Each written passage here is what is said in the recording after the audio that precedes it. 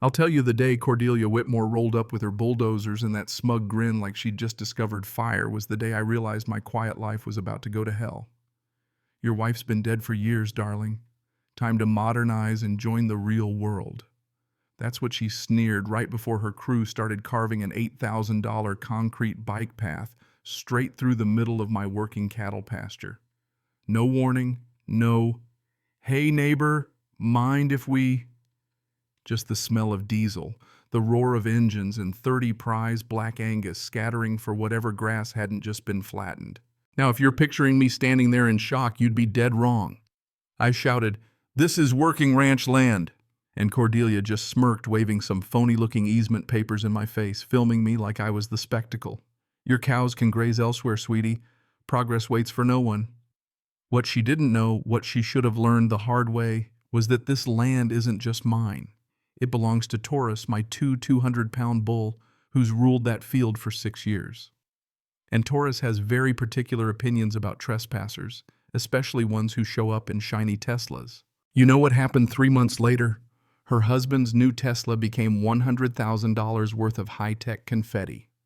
The revenge legendary. There's even footage, go ahead and look it up if you want to laugh. But I'm getting ahead of myself. The name's Dutch Kellerman. This ranch, these 47 acres, they've been in my family since 1995, but I've been working them since I could walk. I inherited them from my granddad. 30 head of registered Black Angus Sunrise every morning for nearly 3 decades. The smell of hay always used to remind me of Sarah, my late wife.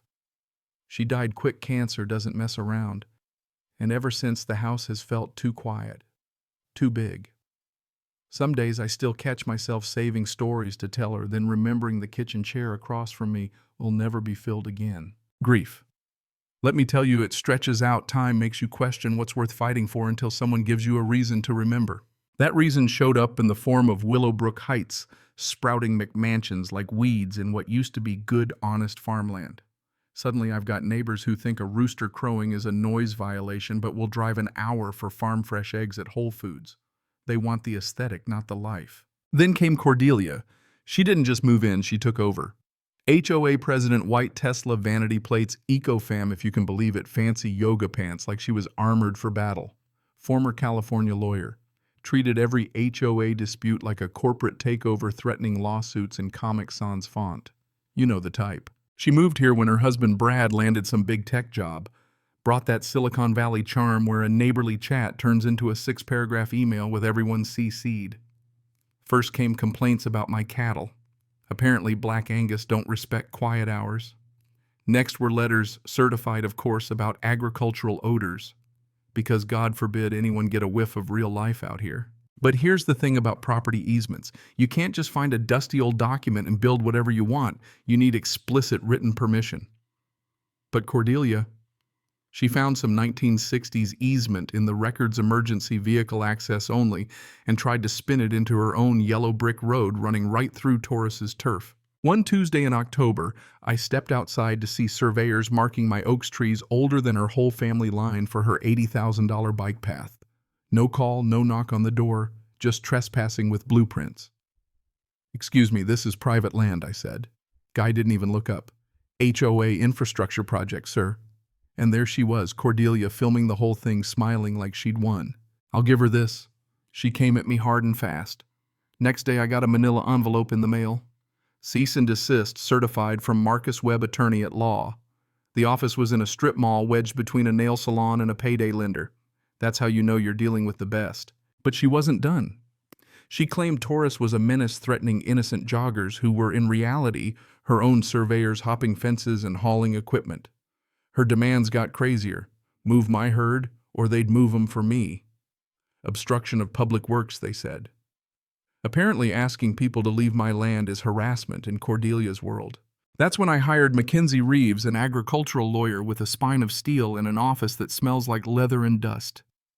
We went through Cordelia's documents, and wouldn't you know it, the so-called consent forms for recreational use had my name spelled wrong in handwriting that wasn't mine. This is either the worst forgery I've seen in 20 years. Mackenzie laughed, or you suddenly forgot how to spell your own name. But it got better. Digging into Cordelia's past. Mackenzie found Cordelia's California law license had been suspended for, you guessed it, forged signatures and stolen escrow funds. She wasn't even authorized to practice here, all her legal threats less binding than a grocery list. While Mackenzie built the case, I went to work with Taurus. 30 years of animal husbandry teaches you a few things. I started playing car alarm sounds during feeding time, rewarding Taurus with treats when he moved toward the noise, especially the Tesla alarm. Yeah, I was getting ready.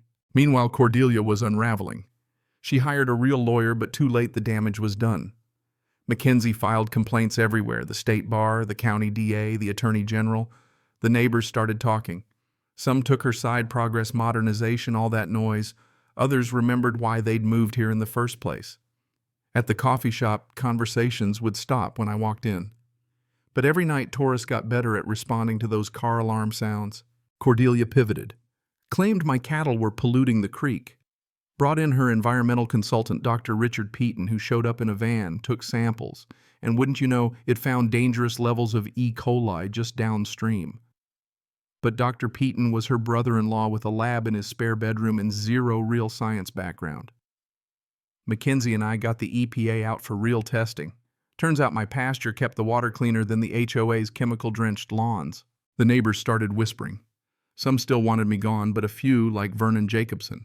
A retired civil engineer, came up at the hardware store and told me, "Son, her numbers are fiction. Some of us know it." Cordelia got desperate.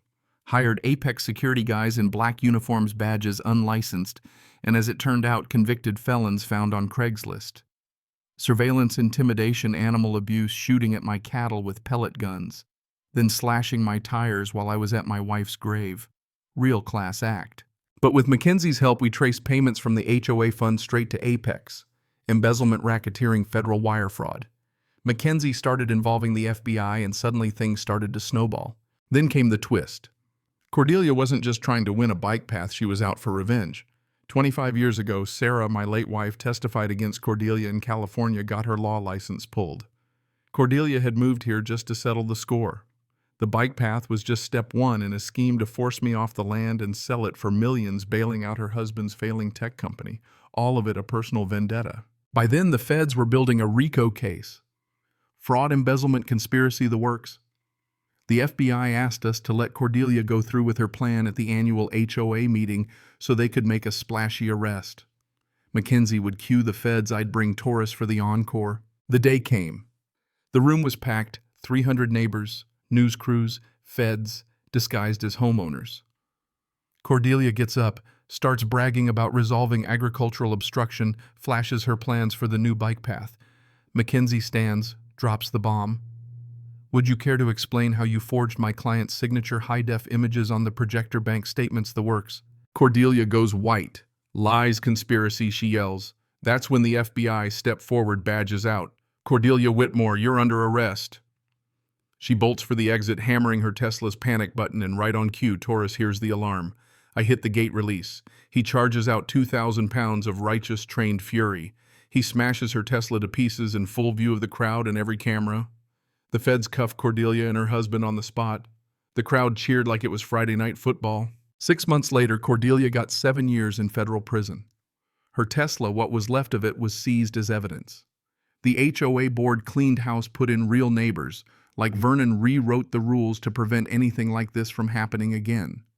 The bike path got built, this time the right way, with my permission, and with a bench overlooking the pasture dedicated to Sarah's memory. We started a scholarship fund for young ranchers. Taurus became a legend. His Tesla Justice video went viral. Breeding rights, TV interviews. Heck, he's more famous than I'll ever be. As for me, I learned the hard way that justice takes patience, documentation, and sometimes a well-trained bull. The land's protected now, no more McMansions on these 47 acres. And Sarah's memory, instead of being trampled by greed, lives on in every scholarship, every barbecue fundraiser, every kid who learns about ranching on our tours. So here's the thing. What would you have done? Let them take your land. Wait for justice or make it yourself. Maybe there's a line between revenge and standing your ground. But when someone comes for everything you love, how far would you go? Leave a comment. Tell your story, and don't forget. Sometimes karma's got horns and she's not afraid to charge. Cảm ơn các bạn đã xem video.